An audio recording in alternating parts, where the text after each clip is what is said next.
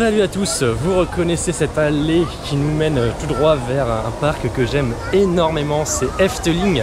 Vous savez à quel point j'aime ce parc, que j'y vais très régulièrement. Et là aujourd'hui on y retourne parce que c'est l'occasion de le faire découvrir à Emeline qui n'a jamais fait ce parc. Et donc on va découvrir tout ça, ça va être intéressant aussi d'avoir un avis neuf sur les attractions qu'on va pouvoir faire. On se dirige directement vers la zone où il y a un petit peu tous les coasters. Et puis on est parti pour une journée qui va sans doute être encore une fois incroyable ici à Efteling.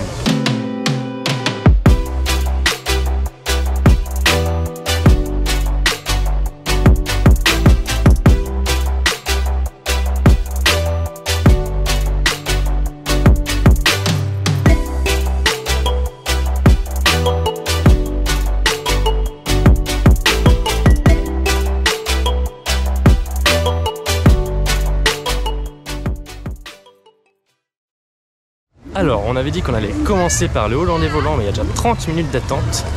La file déborde déjà de l'extérieur. Donc on va du coup commencer plutôt par Joris and the Draak, qui lui n'a que 10 minutes pour l'instant.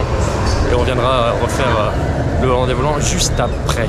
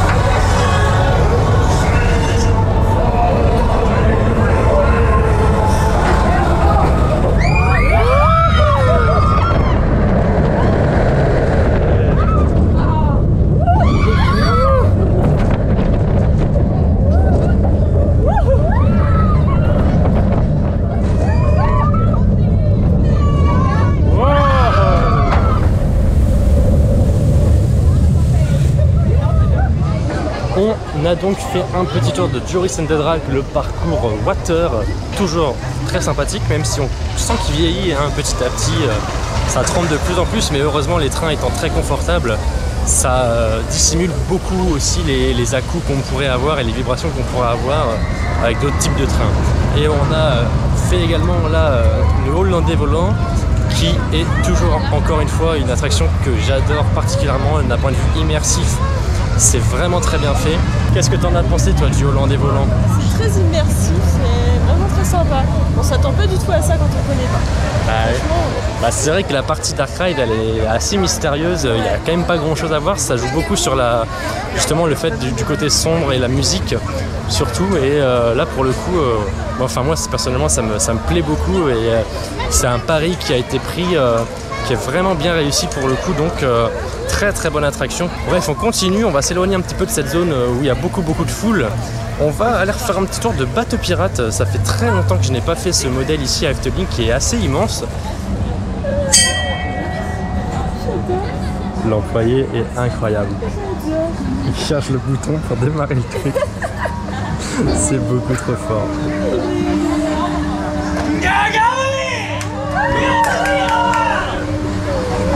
Oh, j'adore.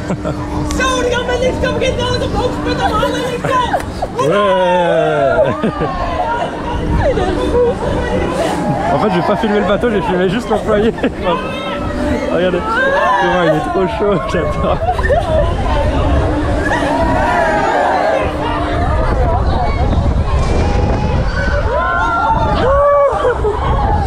Je t'ai dit qu'il est plus grand que les autres.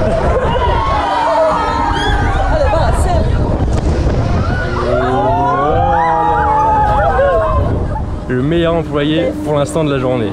Excellent.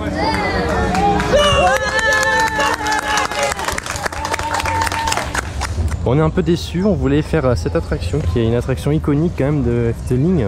C'est l'une des plus anciennes. Je trouve très sympa, où en fait on est dans des petits trains et on pédale, mais c'est soit deux enfants, soit un adulte, un enfant obligatoire. On peut pas monter juste un adulte. Allez, oubliez cette déception de faire une attraction pour enfants. On va vraiment faire une attraction qui, pour le coup, est accessible à tout le monde. C'est Vogel Rock, un coaster indoor que j'aime beaucoup de par son ambiance et surtout sa musique.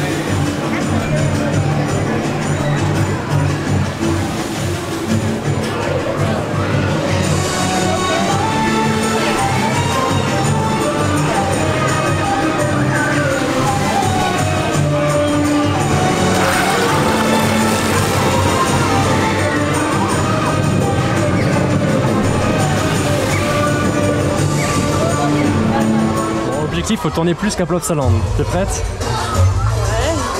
Ah, on a vu que ça tournait pas mal quand même. Ouais, c'est pas mal, hein.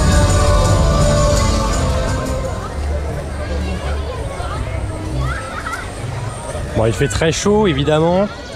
Et donc à côté des tasses, il y a une zone aquatique qui est en fait en eau et assez sympathique, la déco. Bah, elle est fraîche hein, les langues.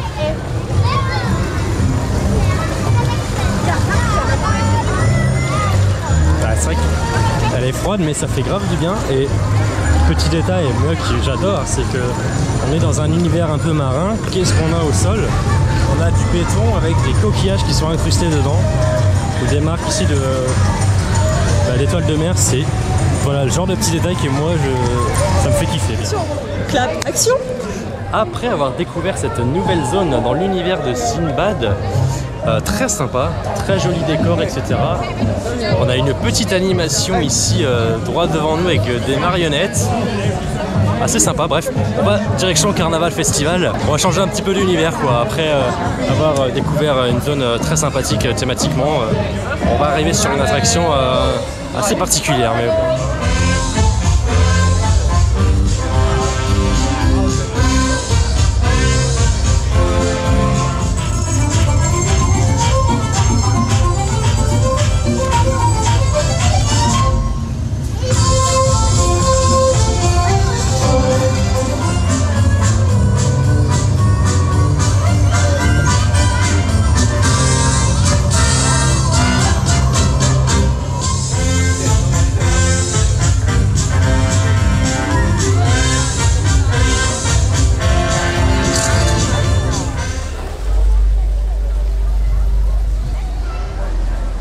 Il y a 30 minutes annoncées sur Symbolica du coup, mais le file d'attente n'est pas très rempli. Et les bâtiments un petit peu plus loin sont vides. Donc les 30 minutes, je suis vraiment pas sûr. À mon avis, il y a beaucoup moins. Transito, culto, fabulu, traagtreden, open nu!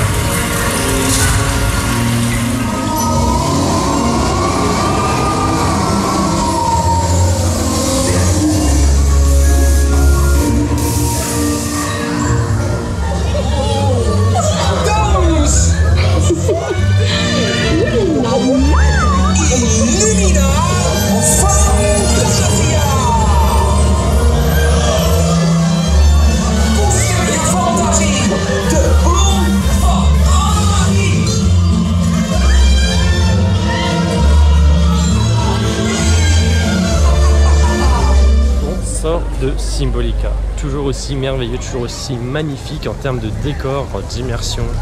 C'est très fort. Moi, c'est vraiment le Dark Ride que j'adore. Je le trouve vraiment super, très complet.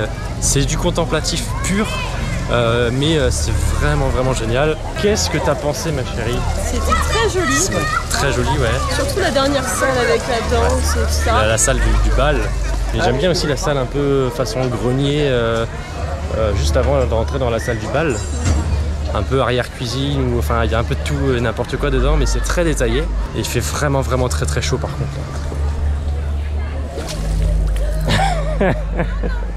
On s'est posé dans le nouvel espace de restauration qu'il y a en face de Max & Moritz, qui est une sorte de boulangerie où tout est un petit peu fait maison, j'ai l'impression. C'est un peu cher, mais au moins il y a quand même la qualité au goût au niveau des produits, c'est très bien fait, c'est très bon. Pour des sandwichs, ils font des sortes de pizzas aussi, des gâteaux évidemment plus sucrés, bref, il y a pas mal de choix. Vraiment très sympa, et surtout la déco tout autour, voilà, on voit que c'est récent et que c'est dans l'esprit en tout cas des dernières créations d'Efteling, c'est vraiment très joli et très détaillé. Là maintenant on se dirige vers Fata Morgana, histoire de digérer un peu. Qu'est-ce que t'en penses? On continue donc dans le délire des Dark Ride, puis on va aller se faire Max & Moritz aussi juste après, puisque c'est juste à côté de nous.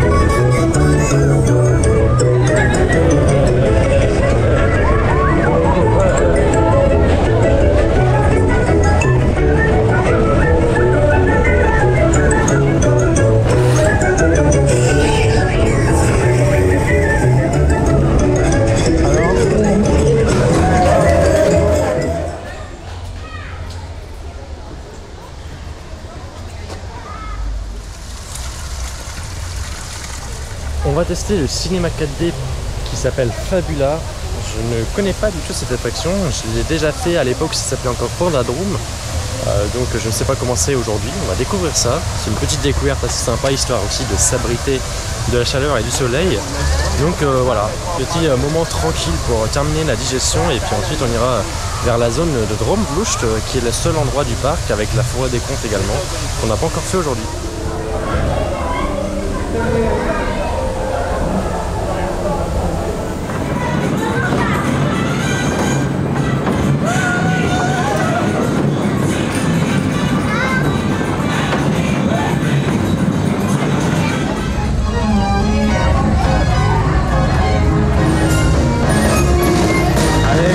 Contente d'être sur ton carrousel? T'es contente? Ouais. Moi je suis sur mon petit cochon là et il bouge bien quand même hein. Donc c'est pas évident hein.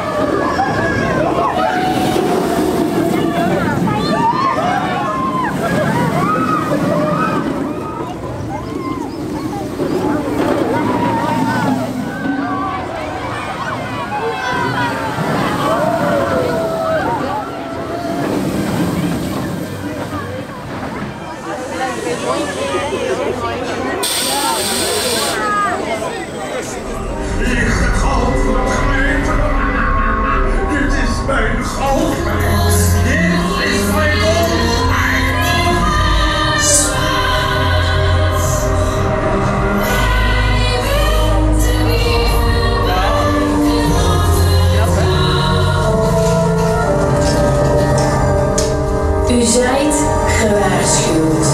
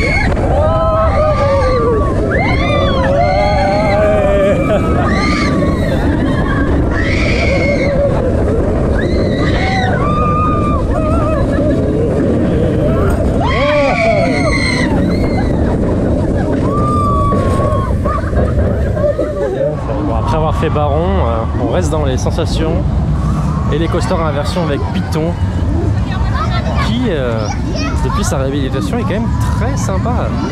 Alors bon, ça reste un vieux coaster mais en tout cas moi je l'aime bien.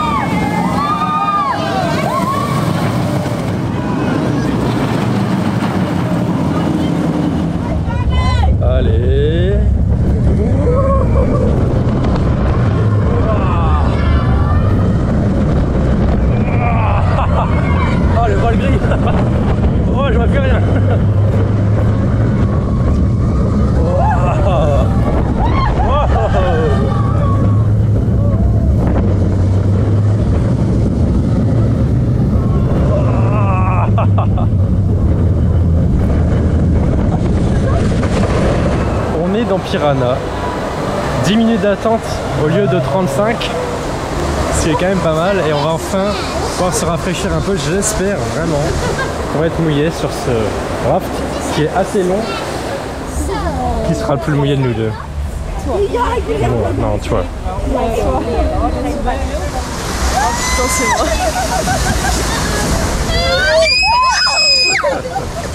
Ouais, celle-là c'est pour moi par contre.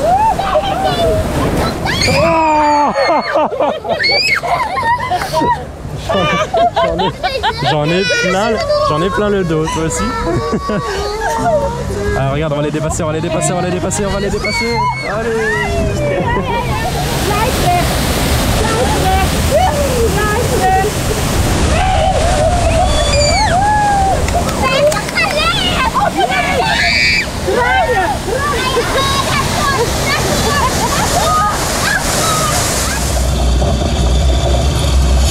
Je pense que le timing est plutôt bon. Et oui. Ah, j'adore. Bon, on se dirigeait tout à l'heure vers Drumlucht, enfin tout à l'heure, c'était déjà il y a un petit moment, mais finalement on l'a pas fait parce qu'il y avait trop de monde, c'était la sortie du spectacle Raveline. Donc très mauvaise idée de faire Drumlucht ou Villa Volta en sortie de spectacle, c'est évidemment les deux attractions qui sont les plus prisées puisqu'elles sont juste à côté. Donc on s'est dirigé vers Baron. Baron, qu'est-ce que t'en penses, Baron? Très bien, mais très court.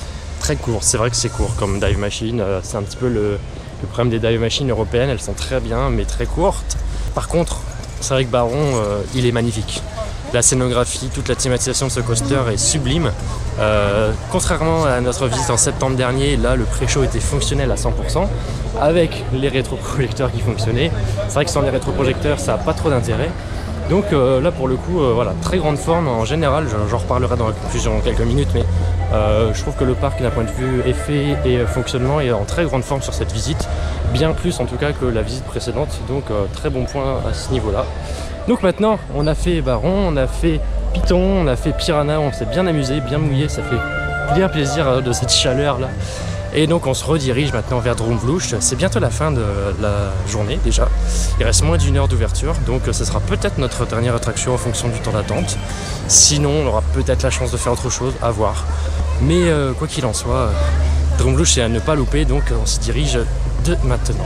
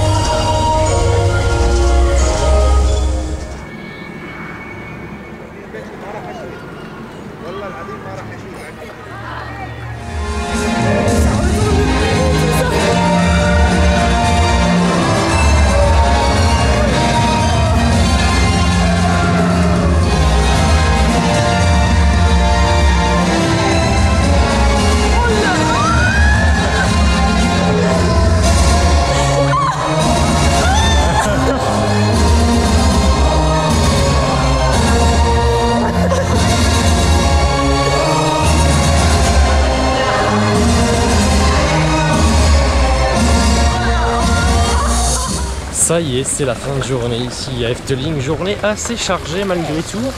On a pu faire un peu l'ensemble des attractions principales qu'il faut voir ici.